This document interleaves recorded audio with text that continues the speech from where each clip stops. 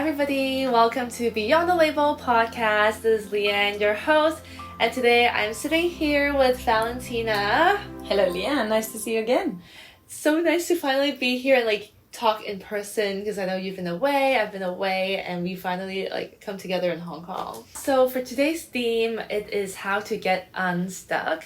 So we actually came up with this theme because I was speaking to Valentina during one of our sessions a couple of weeks ago, and I was just sharing on how now it's kind of like a post-COVID era, and so much has changed, and we've grown so much as well, and just how to, be that new person with that identity that I used to carry, and developing all these new habits such as staying at home and not socializing as much. So we just decided to come on here today to talk about this, and we've also gathered some questions from some of you on Instagram, so we'll be asking those for you too. So just to kickstart with the first question, a lot of people ask the same thing, which is they are suffering from social anxiety, that they don't know how to talk to people anymore, especially when we are used to wearing a mask all the time. We don't even know how our mouths move. A lot of people also clarify that they're extroverts, and they're used to very high energy situations and so comfortable with people, and now they're just a little bit socially awkward and not knowing the right things to say and just keeping a distance from people. So can you tell us what to do? I feel the same too. Well, I think it's a very interesting situation, because I feel that the masks that we're wearing on our face now because of COVID are kind of a metaphor for how we behave in society. In the sense that already from growing up, when we were little and we went to school, we learned how to behave in society in a way that would make sure that the other people like us. And we know that anxiety, or at least the way I think of anxiety, is essentially fear of being rejected, or fear of what might happen if certain things occur in my life. So we could think of social anxiety as this fear of meeting other people and somehow not knowing how to behave with them, because in a way COVID has changed the rules, right? There's so many new rules, and they're all the old rules, and we still kind of don't know, well, is this person sick or not sick, and what am I going to do? Am I going to bump elbows with them, or shake hands, or hug? Do we hug? Do we not hug? So I think because so many things have changed in the way that we've been interacting with each other, safe distance, all of that, it has somehow messed a little bit with the way we feel we're safe around each other. Yeah, for sure. And the mask is a permanent reminder that other people are not safe. So ultimately, anxiety is a fear of what might happen in the future. In our situation, especially here in Hong Kong, we've been living with this fear, and it's not specifically, or it's more specific than just randomly what might happen in the future. Is what might happen to me if I get too close to people, if I get somehow infected, because you never really know if a person is truly safe. And it's not so much the fact that we get COVID, it's the consequences of being infected that have been so drummed into us, right? Oh, you might go to Penny Bay. Oh, your kids must, I don't know, they must be protected. Your elderly parents who are not vaccinated, you don't want to bear the responsibility of making your family sick, and so on.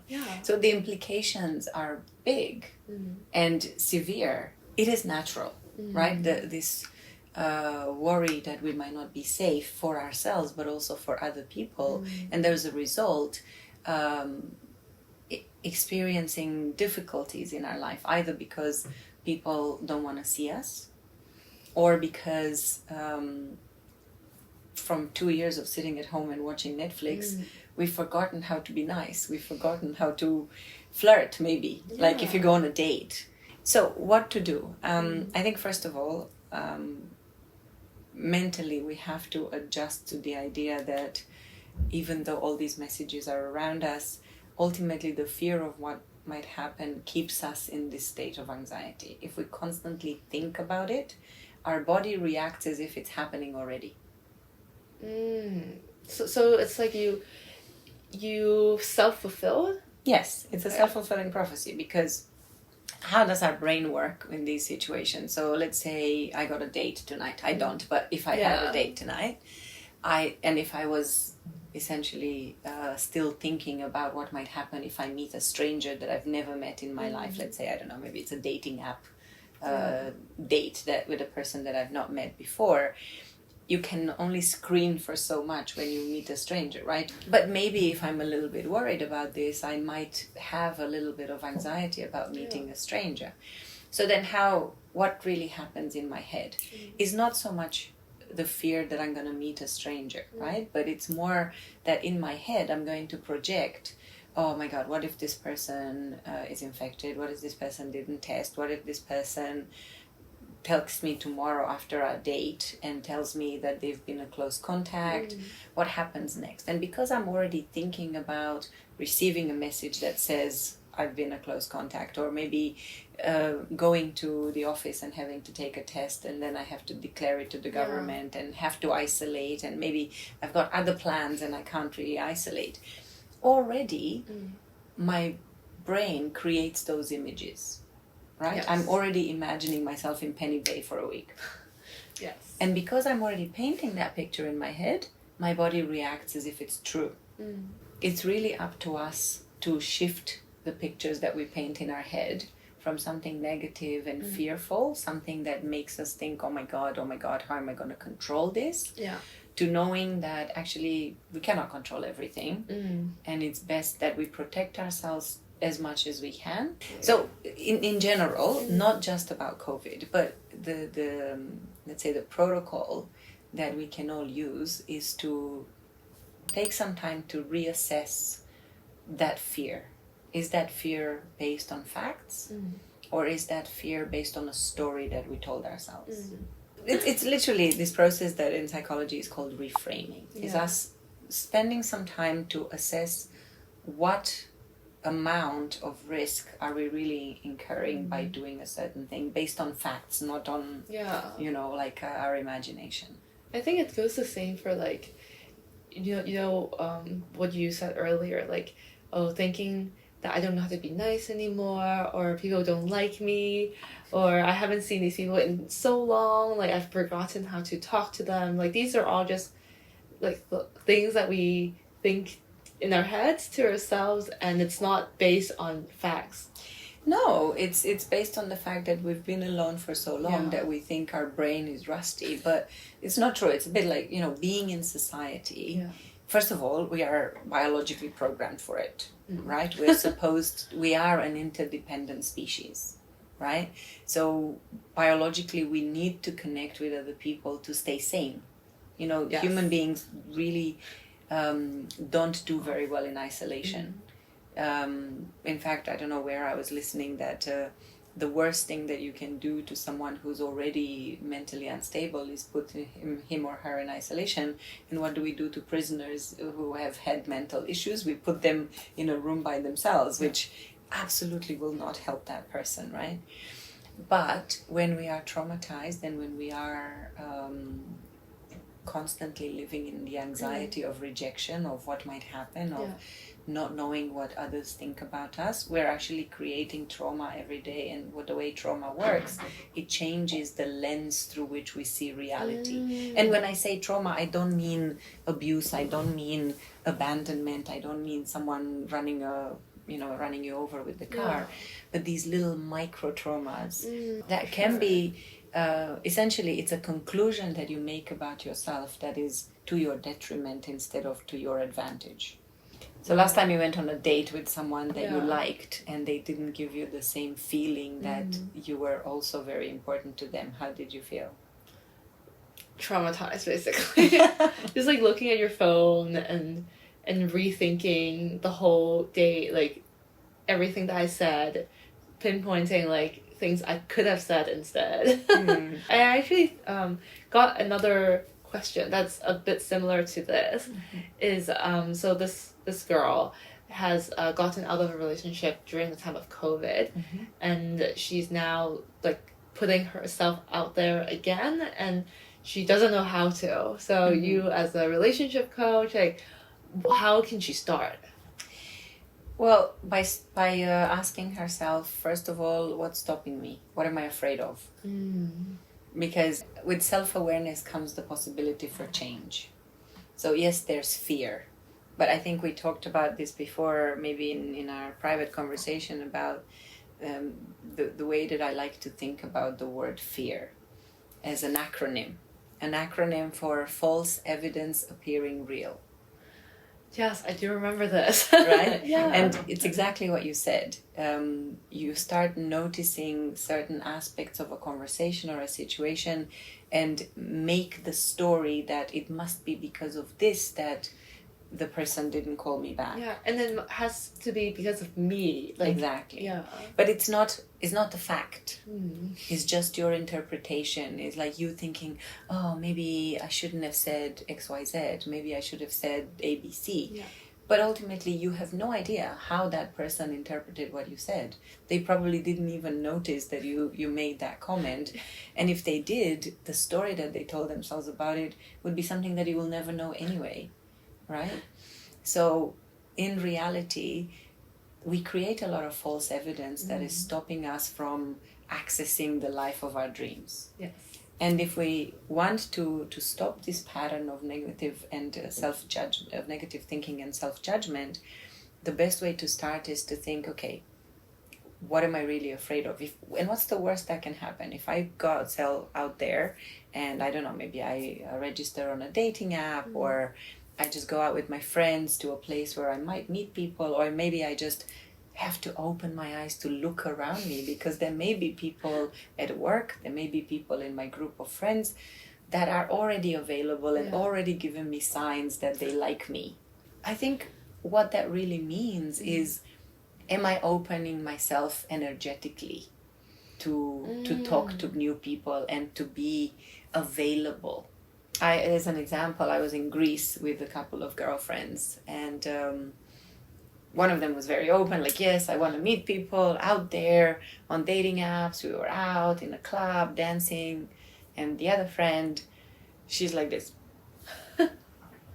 not looking in people's eyes, like not making contact with anyone. And I asked her, like, do you actually want to meet someone? Because you don't look it. I mean, we're here, we're having a good time. Everyone in this club is out here to meet new people because everyone, doesn't live here. Yeah. It's not like in Hong Kong where you go and meet the same people all the time. But it's in her energy. And guess what? If you don't make eye contact with people, if you're like standing there but you're not present, you're not really putting yourself out there. But she thought that she was putting herself out by there. By standing there, but standing to the side and looking a little bit scared. So to the listener or the viewer who is having this problem, the first job is to really think to herself or himself, if it might be applicable to gentlemen as well, is like, okay, is there anything that I'm afraid of by putting myself out there? And if that anything is like a disaster, figure out what that disaster is. I mean, what can happen if you go on a date? Well, they might not like you. Guess what? A lot of people are not going to like you. And that's okay, because those people are doing you a favor. Absolutely. A rejection is redirection. I think I said that to you before, right? If you really think back to all the times in your life when you've been rejected from anything, you will see that it's because the universe had something much better in its place, something that was waiting to come to you. Yes. I would invite your listener to think, okay, what is stopping me, what I'm afraid of, and how can I open myself up, not put myself out there? Because it's not... See, I think the other problem with this concept of putting myself out there is that what we do if we think of it as I need to sell myself better. Yeah, it's like you're putting on a show. Exactly. What we do, the trap that we fall into then is what I call the packaging trap, which means we create an image of ourselves that is not true. the mask that I mentioned in the Wow. beginning. Yes. So we package ourselves nicely. Oh, who do I want to be? Oh, I want to be, maybe let's say deep down, I'm a very independent woman that like my power and, you know, I get my everything that I need. Yeah. But I may have noticed that if I go out there trying to date people, maybe my independence or maybe my success might be feeling threatening to other people. Yes. I know a lot of my female clients who say, you know, I'm quite successful, I am quite strong, but when I go on dates and I am myself, I feel that men are scared of me. I feel that too, yeah. Well, then what do you do if you feel that? I mean, either I try to like dumb myself down, you know, like talk on their level, or I just shut down. Just like, oh, I'm so not interested. Like I don't even open to get to know that person. And how does that work for you? Like not good. Never goes anywhere. Right, because you're dimming your light. That's how I like to look at it, right? You're not being yourself. So because you're blocking your energy, you're hiding behind a wall of, oh, I cannot be, it's not okay to be myself, you see? This is a self-judgment that we all impose on ourselves because we think, oh, if, you know, this is one of our biggest fear. The fear that if you truly knew me, you wouldn't like me. That's so true. And I think sometimes, like, at the beginning, I've already had this assumption that if I present, like, 100% of me, like, they will definitely not like me. So from, like, the first conversation, I'll, like, put my mask on. But what is it that you think they would not like? I've never really thought about it, actually. I've never really thought about, like, what you just said. What's the worst thing that could happen is that they don't like you, and that's actually not that big of a deal. Well, you're not for everyone. Yeah. And not everyone is for you. So my strategy, both on a personal level, but also as a strategy that I suggest to my friends, is really before you put yourself out there, whatever that means, decide who you are. So I think the number one task that we have, especially in between relationships, Yes. right? It's a huge opportunity once you finished a relationship to spend some time reflecting on what did this relationship teach you? What were some of the things that maybe I was afraid would happen that didn't happen? And what were some of the things that I was afraid would happen and I've manifested so they did happen? That's a really good exercise. Yeah. Because let's take an example of someone who's afraid of being cheated on. Yes. Right? What happens when we're afraid of being cheated on? Has that ever happened to you? Yeah. If you have an experience with this, can you tell me a little bit about your next relationship after someone cheated on you? How did that impact you? I was so clingy on the next relationship, just like trying to track everything and like being very controlling without even me realizing it. And eventually the guy felt so trapped that he ended up cheating too. Yeah. Exactly. So what you believe you achieve. Exactly. Yeah, like I was just so worried constantly that like, oh, he's not like replying my messages, he must be cheating. And I think I manifested that in a way. You know, if you're in the position of the person who's constantly supervised, not because you've done anything wrong, but because someone else before you cheated on their partner, you kind of go, after a while, you're going to try your best to reassure your partner that everything is okay, that just because, I don't know, I fell asleep and I didn't respond to your message in 3 seconds flat, it does not mean that I'm going to cheat on you. Ultimately, after a while, you're going to be thinking, you know what? I'm screwed if I do, I'm screwed if I don't. So I might as well do it and get it over with, because this is not a life. Yeah. This is not how I want to be in a relationship. So this lack of trust that you brought on from a past relationship ultimately manifested in exactly the things that you were most afraid of. So coming back to anxiety and to being stuck in a story, if you continue to stay stuck in that pattern of, oh, I must control someone's every move, I must have their phone number or the PIN code to their phone, I need to know exactly where they are at all the time, in every moment, all you're actually creating is this feeling of mistrust. The inability for you to trust your person is reflected by them going, well, you don't deserve me to behave properly, like nicely. Yeah. So I'm just going to go and find someone else who listens to me, who trusts me, who wants to be with me without this kind of permanent desire to control me. And this comes from anxiety, but this anxiety is the fear of being rejected. Wow. Or being abandoned. So hopefully, if you're looking for a strategy to deal with this kind of fear, it really is to look inwards. Yeah. To think, how is my behavior impacting my relationship or my life? Because it can be at work, right? You can manifest a bad situation at work if you're constantly worried that the other people don't like you. Or oh yeah, for sure. Like, they're just gonna end up not liking you if you continue to think that way and do things that are like annoying or or paranoid that, oh, everyone talks about me. People have better things to do. I think so too. Oh, for sure, guys. Like, nobody cares about other people as much as they care about themselves. Yes. So really, just chill. Every person really focuses on themselves. And ultimately, really, I believe that it's important for us to remember that it's not necessary for everyone to like us. Yes. If we just focus on the relationships that are meaningful and valuable to us, and we put our energy towards those relationships, it will be great. The problem with this fear of being rejected and the I'm afraid to show my true self because you may not like me is because actually we believe that there are parts of ourselves that are not lovable, that are not okay, that are too much or too little. And if we feel that we're too much, we're gonna dim our light and close in and pretend to be the good girl, pretend to be the quiet girl, not to have women are sometimes so afraid of having an opinion.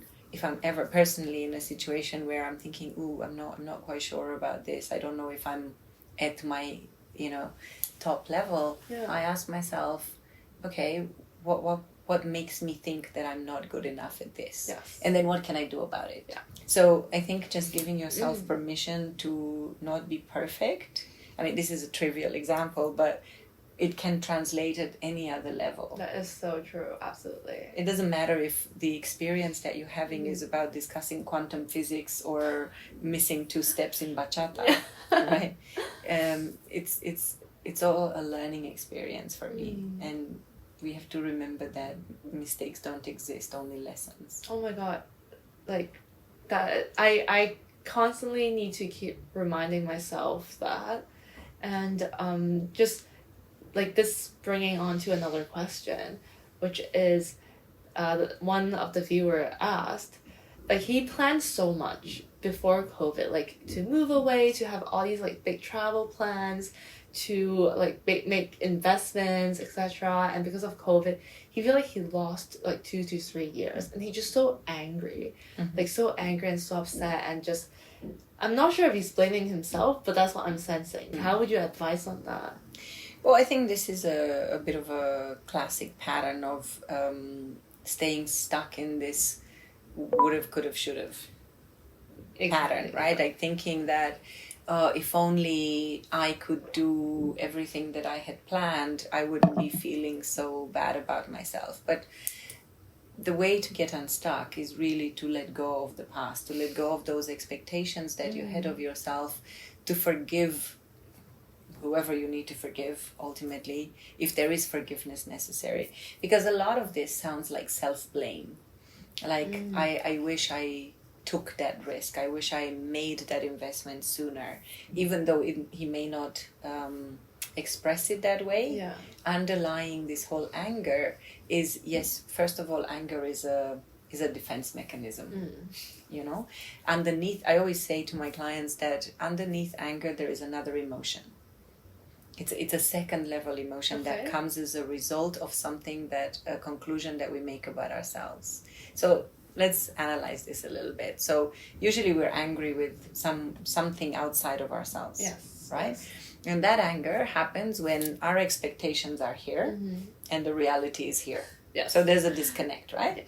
Let's say in this person's case, it sounds like he expected to, I don't know, make a certain amount of money, have a certain job or business at a certain level. And because of external circumstances that were completely out of anyone's control, so aka reality, Yes. nobody to blame, Mm-hmm. he was not able to achieve that. Well, you have two options. You can be angry at the world, at the government, at the circumstances, at some viruses that came from somewhere. Or you can say, okay, well, maybe the reason I'm angry is because I'm feeling bad about myself, that I have not been able to meet my own expectations. Because this I cannot control. Yeah. But guess what? I can control this. So the first step is to recognize this gap. Okay. To recognize that, anyway, time passes and there's no way of going back to February 2020 and maybe deciding to move in March as opposed to getting stuck in Hong Kong for whatever the last 2 years. And also recognize that in truth, you still have all those opportunities. Yeah. If you sit in regret, you're never going to get there.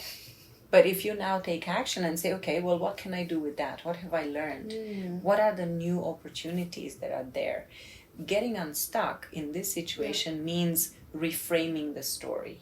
So I personally experienced this, is that when I feel bad for not taking action on something, and the more I think about it, the more time I've wasted, and it's so much harder to start back up than initially. Like the moment I realized I lost the time, I could have just started right away, but then I sit with it for like 1 week, 2 weeks, and then I blame myself even more for wasting those 2 weeks. And now I don't quite understand the feeling, but it's like now I don't want to start anymore. And that goes for very small things. So, like replying text. When you forgot to reply someone and the message just sits there for like 1 day, 2 days, 3 days, and then a week after, you just feel like, I'm so embarrassed, I'm so ashamed, like I cannot talk to this person ever again. Well, you're making a big story out of a small omission. But that's the problem, right? We tend to catastrophize some of these like small details because time has given us this opportunity to make that story into a much bigger deal. Yeah. When something like that happens that makes you uncomfortable, I think the first thing to do is to really put a name to that emotion, to that discomfort. Right? So what makes me uncomfortable in this situation is a good question to ask. So it could be, I'm uncomfortable because this person is asking me to do something that I don't want to do. But I don't want to tell them that I don't want to do it because then they might not like me. Yeah. So what this is the discomfort is fear of rejection. Fear of confronting something that I foresee to be even more uncomfortable. Yeah. Right? Because if you're thinking saying no to someone will upset them and their response will be upsetting to you, you prefer not to, to put it under the carpet and go, no, nothing is happening. The truth is that, everything that you put under the rug will eventually come out or start to stink. So if we're really honest with ourselves and interrogate the feeling and we go, okay, what makes me uncomfortable in this situation is that actually this person is asking me to do something that I don't want to do. Okay. If I avoid this feeling now, is it going to get better? Temporarily, I'm not going to think about it. But ultimately, what I know for sure based on previous experiences is that it's going to get worse. Right? So how can I deal with this? Right? Well, you deal with it by asking yourself, why don't I want to do this? And what is stopping me essentially from telling this person that I don't want to do it? Because ultimately this is staying in the adult role, right? Yeah. Recognizing that maybe telling someone that, listen, I'm not in the mood to go out for dinner tonight because I feel tired or because I feel I've been working too hard or whatever. It doesn't have to be seen by them as a rejection. Yeah. It can just be, normal. Yeah. Everyone has moments of feeling down or drained of energy and so on. But it's the meaning that you make of it. So if you make a different meaning, you have a different experience. Yes. If instead of thinking, if I tell this person no, they might think I'm a bad friend, they might actually appreciate it because maybe they asked you out because they feel bad for something else that they've done in the past, right? That actually happens all the time too.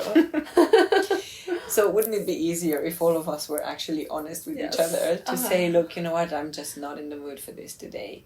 And to have almost this tacit agreement with our good friends to say, look, I'm just going to be telling you straight up how I'm feeling. And I think this will enable you to have deeper friendships. Because to me, honesty and trust is the most important aspect of it's kind of the fundamental stepping stone to create any sort of connection with humans around us, especially those that we value. The basic process of getting unstuck is to ask the right questions. It's not even about getting the right answers. It's really just to like get the thinking process started. Yeah. Because I think when I talked to you last time in a private chat, I was just like overwhelmed. Like I was going on with my day-to-day life, but I just had this feeling that I felt like a zombie. I was just doing all of these things, but I don't feel alive, if that makes sense. So how did you break this pattern? One thing that you taught me that really was really impactful was to find a purpose. Yeah. And you found it? I mean, I think I found it, or at least like small purposes every day. Yeah. Well, I think what I said to you, and maybe it's actually it would be useful to share with our audience today, is that the idea of finding your purpose is actually feeling like a huge thing for most of us. You know, there's all this talk in the self-help industry, if you like, that, we all need a purpose, and so many people feel lost. Not just stuck, but also lost, like not knowing who they are, because there's this grand idea that, you know, I should have a purpose, and most of us don't know. Yeah. Right? But then the way to do it is not to think of it as a huge mountain that you don't see the tip of, because this is how it feels, the purpose. Yeah. For me, it's a journey. Yeah. And if you think of it just as a path forward that may reveal itself with every step, is a way better way of considering what you want to do in your life. Because, you know, if you ask me at my age, have I found my purpose? I think I have now. But if you ask 30-year-old me, 20-year-old me, I wouldn't even know what purpose was. Yeah. And it would have been really difficult for me to say, I'm here for this reason. And what I think is my purpose now may evolve and may become something completely different in 10 years' time. But that's part of this journey. The best way to get unstuck is to find motivation to take one step. So the idea of being stuck, you can visualize it as sitting in your doorway with the door open, but not daring to take that first step out of the door. Because you think, oh my God, what would happen if I step outside? It's that feeling that we have, that this is my safe space, even though it's not comfortable, where we've learned how to be comfortable with that discomfort. But the reason it's uncomfortable is because we feel stuck. Otherwise, if we're in alignment, we don't feel stuck, we feel free. And we can do everything we want, right? So the most important thing is to find the motivation, that one reason that helps you take that one step out of the door. Yes. And everything will be revealed to you in due time. Just as you said, you don't know if this is the ultimate purpose of your life. But it will definitely be a stepping stone towards that ultimate purpose. So finding motivation and shifting this idea that I'm helpless, that I don't have control, that I don't know what the right choice is, essentially comes with the knowledge, in my opinion, that every choice is the right choice. Every choice gives you more choices. So there is never a wrong choice in life, because every choice that you make gives you more options. Being stuck by definition means I think there's this option and I think there's this option, and we don't know which one is better. But in reality, there's beauty in A, because it gives you another A and B, and then another A and B, and then therefore another A and B. And there's beauty in B. It's just, where do you feel guided to go at this point in your life? Because even if it was, you know, in hypnotherapy, when I deal with being stuck, Yeah. so we've had hypnotherapy Yes. together, very often people come and say, I'm stuck. And we use a very simple technique. I invite, let's say, the client to think, okay, you're wherever you are right now, imagine that there are 2 doors in front of you. Okay. Right? So our mind doesn't know the difference between real and imagined. So experiencing something in your mind fully, you feel exactly the same as if you're in it, because there is no difference. You can create that reality in your mind. So it can really help you find that answer. Because in truth, we create our reality. We are creators of our reality, as I like to say, simply because we imagine it and we achieve exactly what we believe. If you want to create cheating and infidelity, you can do that. But if you also want to create a good life experience, a positive life experience, start with believing it and taking action. It's not just wishful thinking. Yes. So I think maybe in our private session, or maybe even in our last interview together, I talked a lot about what I call the formula for success, how to enable change in your life. So the formula for success is awareness plus choice plus action equals change. So to explain what it means is, once you recognize why a certain behavior is happening, you understand what motivates you to do something or not to do something, right? If you want to stay in a relationship that is not working for you, there's a reason, there's a benefit in it, right? If you decide to leave a relationship, you need to understand why. So sitting down with yourself and understanding why you're doing something. You know, no human behavior is pointless. So from awareness, if I know that I'm doing something that to some extent works in my favor and maybe to a lot of other aspects is not so good, like taking drugs or staying in a negative relationship, then I need to recognize that I have a choice, that I'm staying in this relationship, for example, because maybe I'm afraid that if I let go of this partner, nobody will love me. So even though it's not perfect, I'm staying because this person makes me feel like I'm worth something. Even if that something is tiny, it's better than zero. Yes. Better than nothing. So recognizing that and knowing that this is happening allows us then to take action. Like, if I am afraid of this, is this fear reasonable? Is this fear real? Or am I just making this up? Because maybe there are people already around me that are interested in me, but this fear blinds me to their attention. Like you said just now, just open your eyes and be open to receive. Absolutely. So it's what we said as the answer to the first question. The first thing you need to do is to start seeing other people's attention and interest. And if you do that, then you can make the choice. And that's the choice. And then you will have change in your life. You will decide to step out of that door and say, okay, I know that staying with this person is not working for me. I know that I have a choice, and I'm going to make this choice in full awareness of the impact.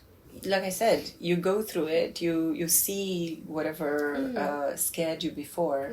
And because fear is just a feeling that we have when we don't know what's happening, once you go and you see it, there's nothing to be afraid of. Because you know that you can avoid the danger spots, and you can choose not to go there, and you can open the third door. To all our listeners who are wondering how to get unstuck, is remember that the choice that you have, first of all, depends on you.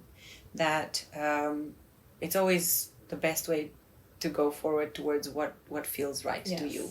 It's really not about the other people. Honestly, they don't care enough. So you're the only one who can rescue yourself, who can save yourself.